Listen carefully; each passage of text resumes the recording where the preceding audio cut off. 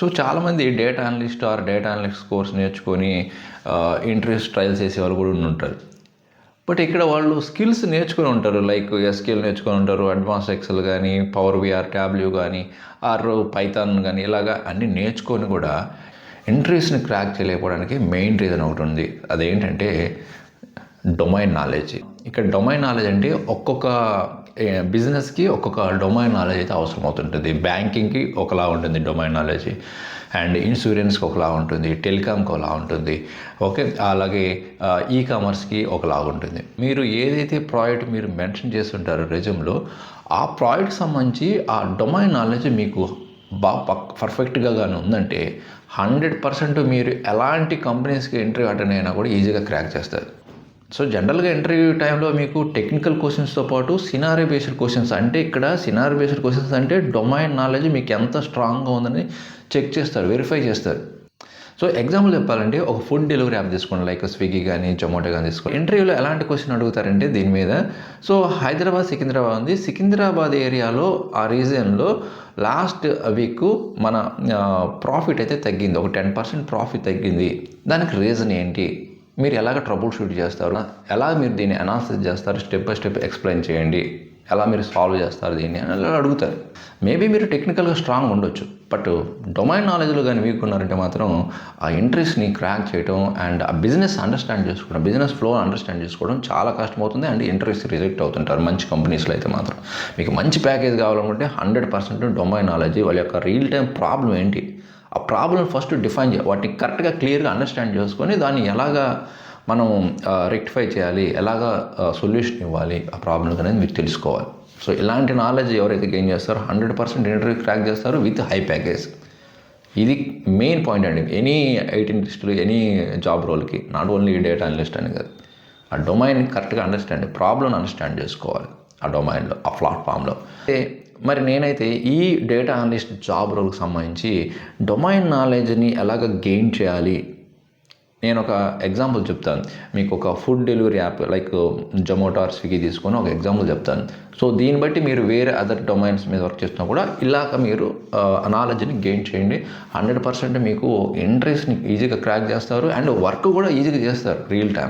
As a data analyst ఒక food delivery app మీద domain నాలెడ్జ్ని ఎలా గెయిన్ చేయాలంటే, ఇక్కడ మీరు డైరెక్ట్గా ఇక్కడ డేటా అనలిస్ట్గా డొమైన్ నాలెడ్జ్ గెయిన్ చేయడం అంటే మన ఫుడ్ ఏదైతే ఆర్డర్ చేస్తారో దాన్ని డెలివరీ చేయటమే అని అనుకుంటారు సింపుల్గా. బట్ ఇక్కడ మెయిన్గా 3 మేజర్ సెక్షన్స్ ఉంటాయండి. డేటా అనలిస్టు ముగ్గురిని సాటిస్ఫై చేయాలి. 3 మెయిన్ సెక్షన్స్ ఉంటాయి. ఒకటి కన్జ్యూమర్ అంటే యూజర్స్ని, సెకండ్ది రెస్టారెంట్ పార్ట్నర్స్ అంటే ఎక్కడైతే మనకి ఫుడ్ అనేది ప్రిపేర్ చేస్తుంటారో, కిచెన్స్ ప్రిపేర్ చేస్తుంటారో ఏ సంస్థ అయితే ఉంటుందో వాళ్ళని కూడా సాటిస్ఫై చేయాలి. అండ్ థర్డ్ది డెలివరీ పార్ట్నర్ అంటే రైడర్స్ని, ఎవరైతే ఫుడ్ని మనకు డెలివరీ చేస్తారో వాళ్ళని కూడా సాటిస్ఫై చేయాలి. ఈ 3 సెక్షన్ పీపుల్ని హ్యాపీయెస్ట్ చేయాలి యూజింగ్ డేటా. సో అదే మెయిన్ రోల్ ఆ డేటా అనలిస్ట్ అనేది 1 by 1 చూద్దాం. ఫస్ట్ యూజర్స్ తీసుకోండి. ఇక్కడ యూజర్స్ అంటే ఎవరైతే ఆర్డర్ పెట్టేవాళ్ళు మనలాంటి వాళ్ళు. మరి ఈ సిచ్యువేషన్లో యాజ్ ఏ డేటా అనలిస్ట్ ఏం చేయాలంటే మోర్ యూజర్స్ని అట్రాక్ట్ చేయాలి, వాళ్ళ చేత ఎక్కువ మనీని స్పెండ్ చేయించాలి, అంటే బిజినెస్ని ఇంకొంచెం గ్రో చేయించేలా చేయాలి. మరి మోర్ కస్టమర్స్ని ఆర్ యూజర్స్ని మన యాప్ని డౌన్లోడ్ చేసుకోవాలి అంటే వీళ్ళు కన్ఫామ్గా యాడ్స్ అనేది రన్ చేయాలి. అది ఫేస్బుక్ కావచ్చు ఆర్ సమ్ అదర్ ప్లాట్ఫామ్స్ కావచ్చు, ఓకే. మరి వన్స్ ఒక యూజరు యాప్ని డౌన్లోడ్ చేసుకున్న తర్వాత ఫస్ట్ ఆర్డర్ పెట్టారా లేదా అది కూడా అనాలిసిస్ చేయాలి, okay. Next in case order ఇప్పుడు ఈ వీక్ చేశాడు, మళ్ళీ నెక్స్ట్ వీక్ ఎలాంటి ఆర్డర్ చేస్తున్నాడు, సేమ్ ఆర్డరా లేకపోతే వేరే డిఫరెంట్ ఫుడ్ ఆర్డర్ చేస్తున్నారా, అండ్ ఈ సేమ్ యూజరు ఎంటైర్ లైఫ్లో ఎన్ని ఆర్డర్స్ పెట్టారు, ఎంత మనం ప్రాఫిట్ పొందాము, ఈ సేమ్ యూజరు లాస్ట్ 6 monthsలో ఎన్ని ఆర్డర్స్ పెట్టారు, ఇలాంటి అనాలిసిస్ అంతా మన డేటా అనలిస్ట్ చేస్తుంటారండి. ఒక్క యూజర్స్ని యాప్ని ఇన్స్టాల్ చేసుకోవడానికి మనం ఎంత యాడ్స్ని మనం ఖర్చు చేసాం, ఎంత స్పెండ్ చేస్తే ఈ యూజర్స్ వచ్చారు, ఇదంతా కూడా వాళ్ళు ఎస్టిమేషన్ చేసుకోవాలి. In case the same user ఆర్డర్ని మళ్ళీ కానీ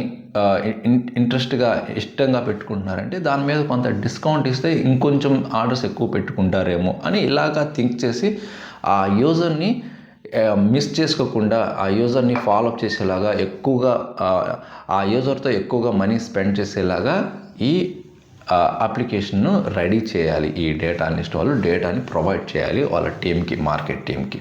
అండ్ అదేవిధంగా యూజరు వెయిట్ చేయకూడదు ఎక్కువ టైము. అతను ఏదైతే ఆర్డర్ చేశారో ఇన్ టైంలోకి ఏదైతే ఒక పర్టికులర్ టైం అనేది మెన్షన్ చేస్తుందో, డిస్ప్లే చేస్తుందో ఆ టైం కల్లా కరెక్ట్గా డెలివరీ ఫుడ్ అనేది డెలివరీ అవ్వాలి విత్ హాట్. మళ్ళీ కోల్డ్ అయినా కూడా అతను తీసుకోకపోవచ్చు. అంటే కస్టమర్ని, ఎండ్ యూజర్ని హ్యాపీ పెట్టాలి.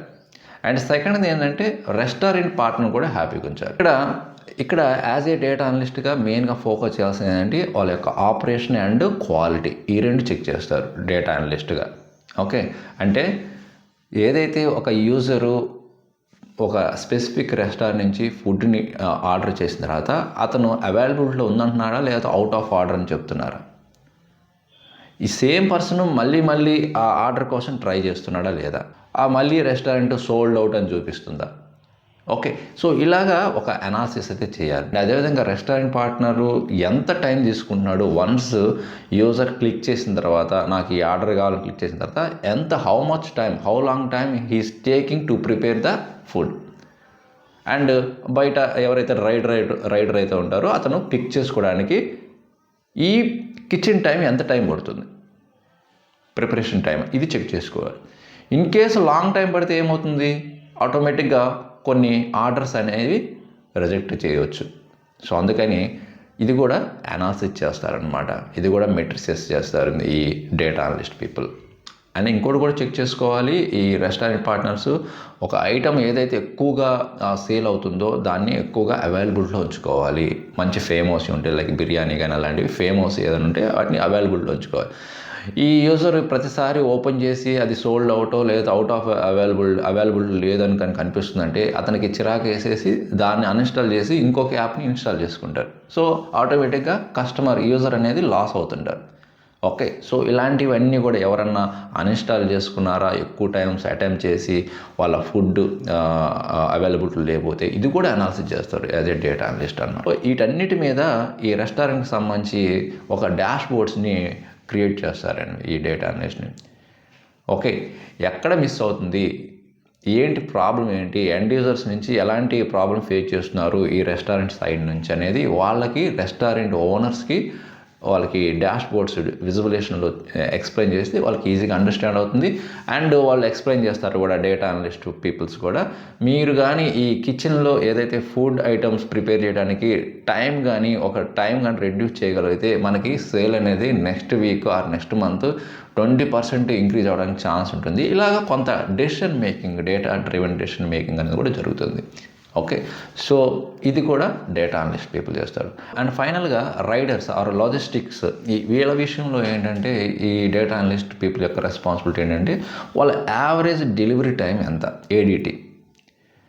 ఎప్పుడైతే యూజర్ క్లిక్ చేసి డోర్ బెల్ వరకు ఎంత టైం పడుతుంది, ఆ ఎక్యురేట్ టైము, ప్రెడిక్షన్ టైం ఏదైతే ఇస్తుంటారో 2 minutes అను 20 minutes అను 40 minutes అని ఉంటుంది కదా, ఆ టైంకి రీచ్ అవుతుందా లేదా, యావరేజ్ డెలివరీ టైం ఎంత. అదేవిధంగా సిపిఓ, కాస్ట్ పర్ ఆర్డర్, అంటే ఎంత టైం, అంటే రైడర్కి ఆ ఫుడ్ డెలివరీ చేసినందుకు ఎంత మనం ఎక్స్ట్రా అమౌంట్ పే చేస్తున్నాము, 30 రూపీసా, 20 రూపీసా, 40 రూపీసా.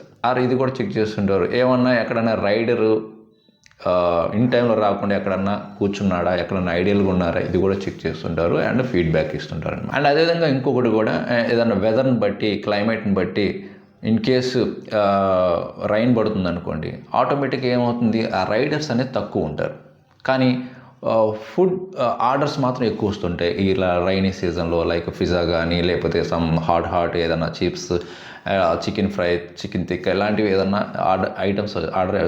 ఫుడ్ ఐటమ్స్ ఎక్కువగా వచ్చినప్పుడు, కానీ రైడర్స్ మాత్రం అవైలబిలిటీ తక్కువ ఉంటారు రైనీ సీజన్ కాబట్టి. అలాంటి టైంలో వీళ్ళు ఏం చేస్తుంటారంటే సమ్ ఎక్స్ట్రా అమౌంట్, రైడర్కి ఇంత ఎక్స్ట్రా అమౌంట్ ఇస్తే వాళ్ళు ఆటోమేటిక్గా రైడింగ్కి వచ్చేసి ఫుడ్ డెలివరీ చేస్తారని వాళ్ళ ప్లాన్ అనమాట. So as a data analyst మీరు కస్టమర్స్ని అనాలిసిస్ చేసేటప్పుడు, యూజర్స్ని అనాలిసిస్ చేసేటప్పుడు మీరు రీటెన్షన్ని చెక్ చేయాలి. అదే మీరు రెస్టారెంట్ పార్ట్నర్ని చెక్ చేసేటప్పుడు మీరు వాళ్ళ యొక్క క్వాలిటీ అండ్ ఆపరేషన్స్ని చెక్ చేయాలి.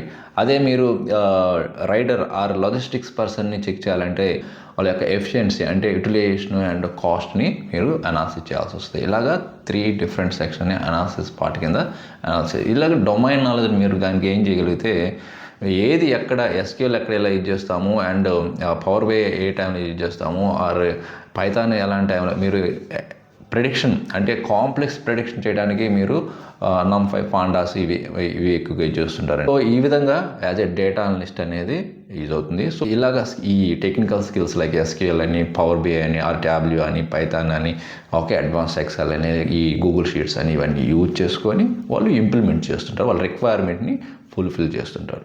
ఈ ఇన్ఫర్మేషన్ మీకు నచ్చితే మీ ఫ్రెండ్స్ అందరికి షేర్ చేయండి. ఈ డొమైన్ నాలెడ్జ్ అనేది చాలా ఇంపార్టెంట్ అండి. ఓకే, సో ఇన్ఫర్మేషన్ నచ్చితే లైక్ చేసి ఫ్రెండ్స్కి షేర్ చేయండి. ఇంకొక మంచి యూస్ఫుల్ కంటెంట్ మళ్ళీ కలుద్దాం. Thank you very much.